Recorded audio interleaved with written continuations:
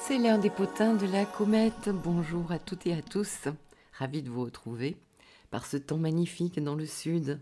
Il pleut tout le temps. Et puis on nous annonce un week-end super pluvieux. Bon, on va en profiter pour se coucouner à la maison, pour lire. Super. Enfin, moi je suis bien dans les ambiances de lecture. Avec ce Neptune Nord là. Bien justement, on est toujours sous ce transit. C'était hier. Le transit exact. Bon, avez-vous senti, les amis, Vénus en bélier mardi 4, là. Aujourd'hui, nous sommes, le jour où je poste, c'est le 8, nous sommes le samedi 8.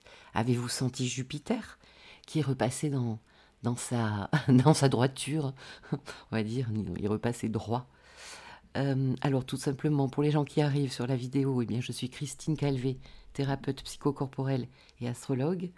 Et ravie et bienvenue à vous.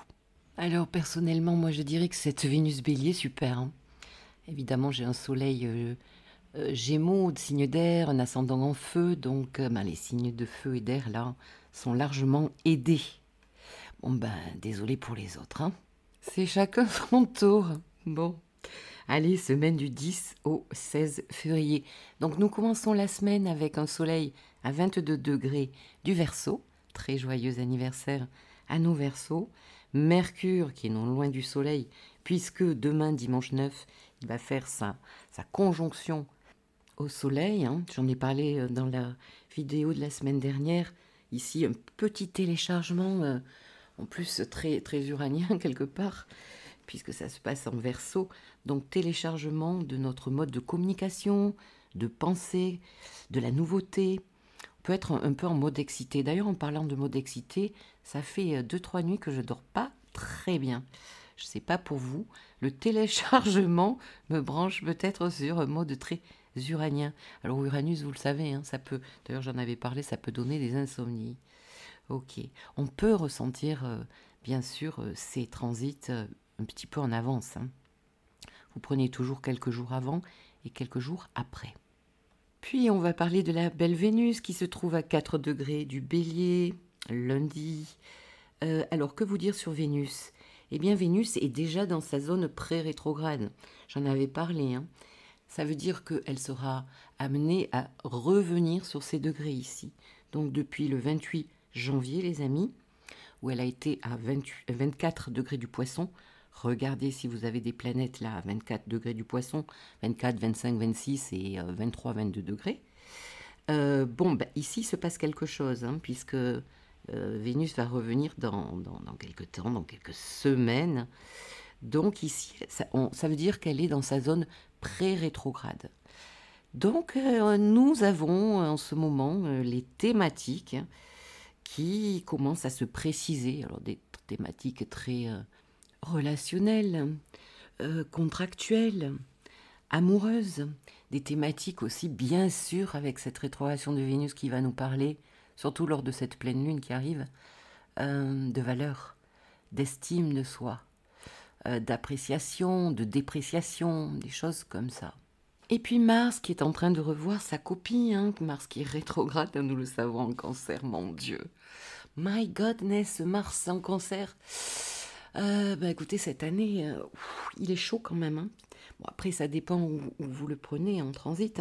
Dans quelle maison, quels aspects Mars rétro fait dans votre thème. C'est ce que on regarde pas mal en ce moment dans mes séances. Si ça vous intéresse, vous avez christinecalvé.com, vous avez les séances. Alors, après, Mars rétro, courage. Mars rétro va passer droit le 24 février. C'est pour bientôt, les amis. Alors, bien sûr, il deviendra stationnaire pendant un petit temps et on lui laissera justement le temps de retrouver son énergie et retrouver le sens de la marche. Qui reprenne son petit jogging, on va dire. Jupiter. Bon, alors, Jupiter est droit à 11 degrés, mais il est stationnaire. Et qu'est-ce qu'il se passe quand une planète justement est stationnaire? Eh bien, ça veut dire qu'elle devient très puissante. Très puissante. Alors, regardez aussi pour les astrologisants, là, ce que fait Jupiter comme transit sur vos planètes natales. S'il y a des trigones, des sextiles, et même s'il y a des carrés, des oppositions, eh bien, étant donné que Elle devient plus puissante, elle devient plus... comment dire, elle retrouve son... Tu vas y arriver, Christine. Elle retrouve son pouvoir, mais puissance 1000. Donc ici, bah, Jupiter, c'est quoi? C'est retrouver le fil de la pelote, c'est retrouver le sens, la direction, les projets, le dynamisme, l'espoir, l'enthousiasme. Pour les gens qui veulent voyager ici, ça va pouvoir peut-être plus se préciser. Donc voilà, un petit peu encore de patience. Alors nous allons démarrer la semaine à partir du lundi. Qu'avons-nous? Je vais traiter les 2 jours en fait, lundi 10 et mardi 11. Pourquoi? Lundi nous avons Mercure carré Uranus, 23 degrés, bien du Taureau et du Verseau. Et puis mardi, nous avons le Soleil carré à Uranus. Eh bien, c'est tout simplement la pleine lune qui est en train de s'installer, les amis. Eh bien, parce que la pleine lune qui aura lieu le mercredi 12 cette semaine, dans l'axe Lion-Verseau, plus exactement 24 degrés, eh bien, se trouve au carré d'Uranus. Alors, Soleil conjoint Mercure carré Uranus, de quoi est-il question? Eh bien, comme vous pouvez vous en douter, Uranus va venir poser une instabilité, une déstabilisation des tensions. Ici, je ne suis pas d'accord. Ou quelqu'un en face de moi n'est pas d'accord. Donc forcément, il va y avoir des tensions. Et en plus, avec Uranus, eh bien, je pense avoir sacrément raison. Mercure, c'est aussi les paroles, la communication qui peut devenir dure, qui peut devenir tranchante. Le mental ici est électrique, on est dans une phase excitée, excitable, hein, on est énervé. Attention aux insomnies aussi autour, donc on en a pour quelques jours là, hein. Ça va pas s'arranger ton problème, Christine. On peut réagir trop vite, trop fort. Bref, ici il y a du rififi dans l'air, de la contestation, un besoin de se libérer, hein, ici avec Uranus. Alors attention à bien mesurer les risques. Se libérer de quoi? D'une personne, d'une situation qui n'a que trop duré. Il peut y avoir une grosse prise de conscience ici, hein, d'une situation justement qui n'a que trop duré. Des mauvaises nouvelles aussi. Mercure, ce sont les nouvelles que nous recevons. Des nouvelles surprenantes. Des nouvelles inattendues. Bon, alors comme on est prévenu, ça sera inattendu, mais bon, on s'y attend un peu, hein. Des fois, on sent, surtout avec tout cet âme en poisson qu'on a eu, là, le nœud nord. Qu'est-ce qu'on a eu? On a eu Vénus, Neptune. Moi, je trouve quand même que... Je sais pas vous, dites-moi les amis si je suis la seule, mais qu'est-ce que je rêve en ce moment? Des trucs, mais difficiles à comprendre en fait, des rêves bizarres. Bref, revenons à nos moutons les amis. La pleine lune donc, mercredi 12. Milieu de semaine à 24 degrés donc. C'est quoi une pleine lune? Eh bien déjà c'est un moment de mise en lumière, hein, sur la nouvelle lune que nous avons vécue le 29 janvier, qui se passait à 9 degrés du Verseau et qui était trigone à Jupiter. C'était une très jolie nouvelle lune. Mais n'oublions pas quand même que lors de cette nouvelle lune, et moi je l'ai carrément senti, nous avions cette conjonction de Mercure à Pluton, les amis, à 1 degré. Alors pareil, hein, regardez les astrologisants, quels aspects a fait cette belle, magnifique conjonction Mercure-Pluton Verseau. Bon, Mercure-Pluton, ça a pu en déstabiliser plus d'un, hein. Ça a pu embrasser plus d'un. Moi, je me suis sentie très brassée par rapport à ça. Au niveau de quoi? De vos pensées, de votre communication, mais alors même interne, hein. Interne et extérieure, bien sûr, avec les autres, dans les relations. Ici, y aurait-il un truc pas clair, pas annoncé d'emblée? Bon, je ne sais pas. Donc, revenons encore à notre pleine lune, hein. La lune ici, la lune lion, recherche quoi? À être reconnue, à être aimée, à être vue, à être respectée. En lion, nous avons notre petit enfant intérieur, hein, qui souhaite être vu. Si ça n'a pas été le cas, on va aussi être amené à travailler chaque fois que le lion est concerné, tant qu'on n'aura pas fait le travail psychologique là-dessus. C'est une lune très créative, charismatique, allez, on va le dire, sociable, et face à elle, un soleil Verseau, un soleil beaucoup plus détaché hein, dans le Verseau, qui agit pour le bien-être quelque part plus collectif. Et donc, avec ce carré à Uranus, à ce soleil, à cette lune, alors on va dire pour les personnes les plus concernées, c'est-à-dire les personnes qui ont des planètes ou des points importants entre 21 et 27 degrés du Lion, du Verseau, du Taureau et du Scorpion, eh bien, ici, cela peut annoncer une belle déstabilisation quand même, un ébranlement des structures établies qui n'ont que trop duré, les amis. Donc, il faut que ça bouge. Uranus, c'est l'éveilleur.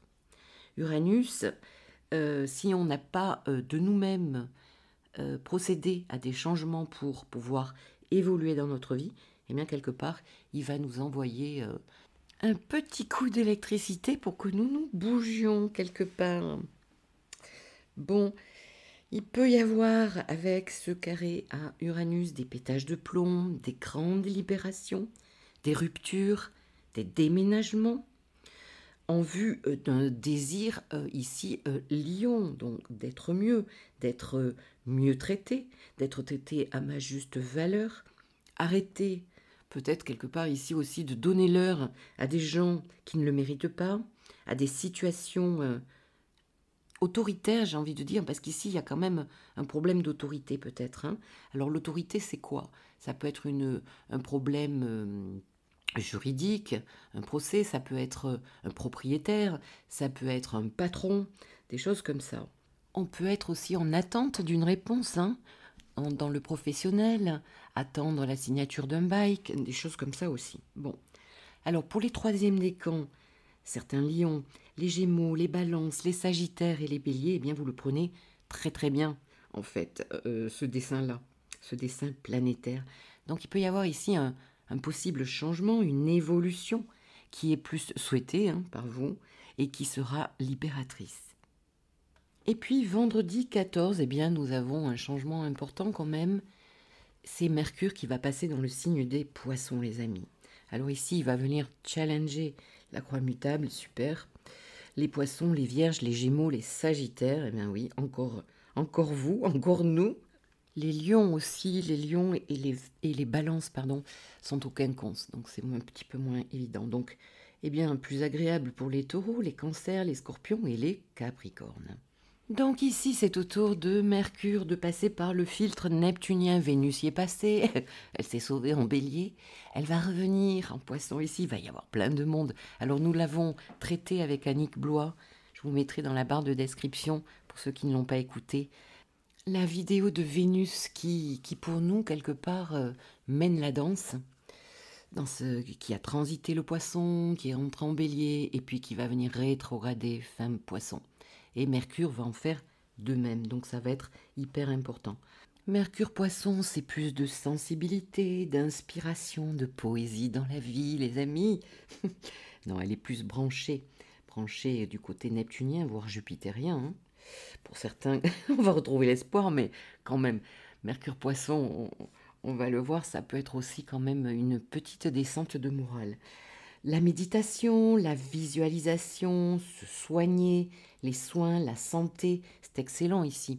Excellent aussi pour aller en thérapie, pour se soigner, tout simplement. Alors, sur une note un petit peu plus difficile, ça peut nous parler de souvenirs, de passé qui remontent, de vagues à l'âme, d'un peu de déprime. Bon, ça dépend comment on le prend, hein. Toujours pareil. En tout cas, là où se trouve votre maison Poisson, eh bien ici, Mercure va venir intensifier votre communication en premier lieu, vos compréhensions, vos pensées dans le secteur indiqué. Maison 1, maison 2, maison 3, etc. Alors, regardons juste un petit peu en Poisson que va faire Mercure comme transit. Eh bien, Mercure sera carré à Jupiter, donc ici, on va avoir des pensées inflationnistes, peut-être autour du 20 février. Mercure fera un trigone à Mars, Mars qui sera toujours rétro, hein, le 23 février, puisque Mars passera droit le 24, nous l'avons vu tout à l'heure. Mercure sera conjoint à Saturne ici, ça va s'intensifier ici, de la concentration, peut-être des prises, mais on le verra chaque semaine, des prises de responsabilité, des contrats signés, c'est bien possible, nous sommes au 25 février. Mercure sextile à Uranus, eh bien peut-être que... Bon, Mercure conjoint Saturne, c'est un peu... ça rejoint un peu Mercure-Neptune, c'est-à-dire qu'il peut y avoir des baisses de morale.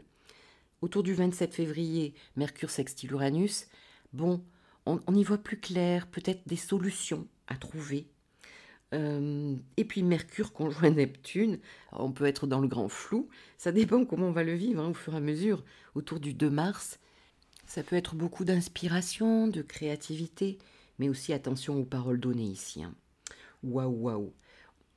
Ça me fait penser qu'on a commencé avec un carré à Jupiter, Mercure carré Jupiter. Attention aux fausses promesses qu'on vous fait. Et là, avec la conjonction à Neptune, bon, pour les personnes qui sont concernées plus par cet aspect des choses, attention à ce qu'on signe, à ce qu'on vous dit, etc. Il peut y avoir pas mal de manipulations ici. Et puis le 3 mars, Mercure rentrera en Bélier. Alors, juste une petite précision hyper importante. Pourquoi Mercure passera en zone pré-rétrograde le 1er mars, les amis, avant qu'elle arrive dans le signe du Bélier, et bien sûr, puisqu'elle va revenir à 26 degrés du Poisson.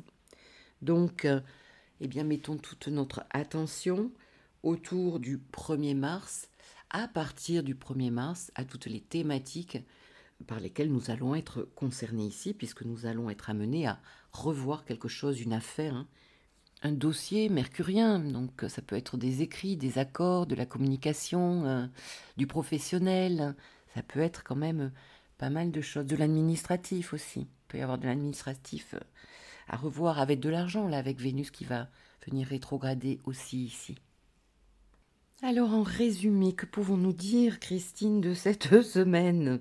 Bon, cette semaine uranienne, uranienne. Alors, nous avons quoi comme élément, les amis? Nous avons de l'air, pas mal d'air, Soleil, Pluton en Verseau. Nous avons Jupiter en Gémeaux, qui reprend sa petite course là, qui est passé droit. Nous avons de l'eau, Mars rétrograde qui nage, qui nage. Nous avons du Poisson. Qu'est-ce que nous avons en Poisson? Eh bien quand même, Mercure, Saturne et Neptune. Une seule planète en feu, Vénus, qui nous redonne aussi quand même de l'élan, de l'espoir. Et puis en Terre, nous avons Uranus qui vient ébranler nos certitudes et la Terre qui se trouve sous nos pieds.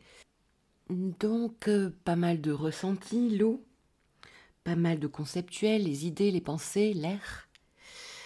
De l'enthousiasme un petit peu avec cette Vénus Bélier, mais peut-être un petit peu plus de mal à faire avec le concret et à concrétiser certaines choses. Bon, affaire à suivre, les amis. N'hésitez pas à me mettre dans les commentaires, si vous en avez envie. Oh, ça me fait penser que j'ai oublié de faire une annonce. Alors, c'est pour ceux qui restent jusqu'à la fin de la vidéo, de mettre vos ressentis. Je pense à la proposition que j'avais faite de reprendre Vénus, lettre à Vénus, justement avec cette Vénus qui est entrée en Bélier, qui va venir rétrograder. Je l'avais fait quand Vénus avait rétrogradé en Lion. Donc, si vous avez envie de me faire un mail parce que vous avez posé des mots sur vos mots, je me ferai un plaisir de les mettre en voie et de faire une petite vidéo, comme j'avais fait il y a quelques années. Je vous mettrai l'exemple, pour ceux qui ne connaissent pas, l'exemple de certaines vidéos où certaines abonnées, voire certains, je ne sais plus s'il y avait des hommes ou pas, je crois que non, avaient raconté certaines choses qu'elles avaient vécues. Alors, bien sûr, c'est anonyme, et puis peut-être vous pouvez mettre certains placements qui vous semblent intéressants à connaître au niveau astrologique, dans ce que vous vivez, ou peut-être un transit que vous vivez à ce moment-là. Il est question de Vénus, donc peut-être un Uranus qui passe sur une Vénus, un Pluton qui passe sur une Vénus, un Neptune qui passe sur une Vénus. Bref, si vous avez envie de parler de vos valeurs, de ce qui se passe dans vos vies, de votre relationnel, de ce qui se passe dans vos vies, avec cette Vénus qui a traversé le Poisson, qui a donné certaines thématiques, qui est en Bélier et qui va revenir donc dans cet axe du Poisson. Nous avons le temps. Pour le moment, je n'ai rien reçu, mais je suis ouverte à à recevoir vos courriers. christinecalvé30@gmail.com. Voilà. Je laisserai l'adresse dans la barre de description. Je vous souhaite à toutes et tous une très jolie semaine. Je vous embrasse et je vous dis à très bientôt. Au revoir.